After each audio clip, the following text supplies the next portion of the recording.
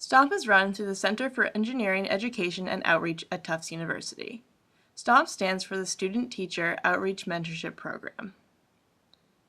The purpose of STOMP is to create a partnership between a classroom teacher and an engineering expert. The role of the STOMP Fellow is to provide the students and teachers with expert knowledge in the fields of engineering and technology. By participating in STOMP, classroom teachers gain experience teaching engineering and technology content.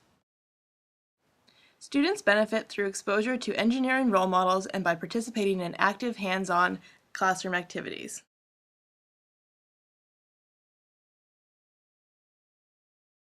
Prepare for an activity by gathering the necessary materials, setting up the classroom, and communicating with the classroom teacher.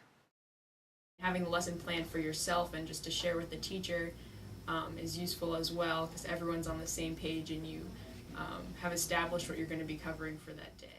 Begin each lesson with an introduction.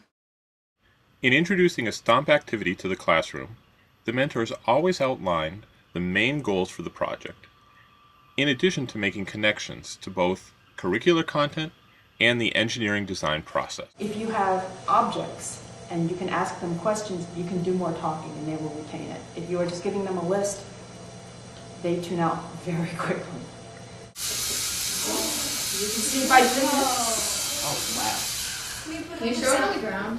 Yeah, I'll put it on the ground in a minute. You can see as this motor turns, it's actually turning these beams. And you'll find if you do different lengths of beams, you can get different results. A lot of people have done the egg drop, and to kind of engage the students before that lesson, I brought in a bike helmet and kind of did a comparison, and like your helmet is protecting the head, and I had the students describe all of the different parts of the helmet and the materials used and why the materials used.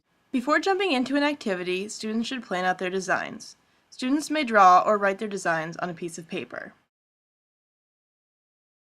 When students have completed the planning, allow them to break into groups and start building or programming. As you begin the hands-on part of the activity, the teacher and the fellows should be walking around the classroom to help students with building and programming. Sometimes when it gets really chaotic in the classroom, it's good to make a list on the board of all the students' names so that you know who gets whose help next. Our students, after programming their robot, take their first attempt at making their vehicle move across the floor.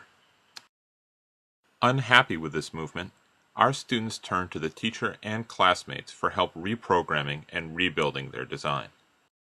The students incorporate these suggestions into their design until the robot moves as intended. You don't have to be helping everybody if you can get them helping each other. Just keep track of who has good ideas and send the other kids to them. And if you can send kids to a child who's maybe not the strongest kid in the class, it's such an ego boost when somebody comes and asks them, as the expert, how'd you do this? Ms. Bratza said you had a really clever way. As students finish their projects, have students test their design until they are satisfied with what they have accomplished. Students should write down or draw out any important observations or information from this activity. Students should also draw diagrams of their final design. Sharing designs is an important way for students to communicate what they have learned and accomplished. So our legs, we connected like that, and then we put wheels on the end so that it wouldn't just like slide out. Because first we only had this thing, but then it wasn't big enough, so it just sort of slid around. Yeah, it's more for me. At first we were going to make a bunny, but then we couldn't really figure out how to make it hop. Well, the design you chose to use didn't really hop. Yeah. It more kind of waddled. It's a little top heavy too, you can see how it's leaning really far. But we made it wider.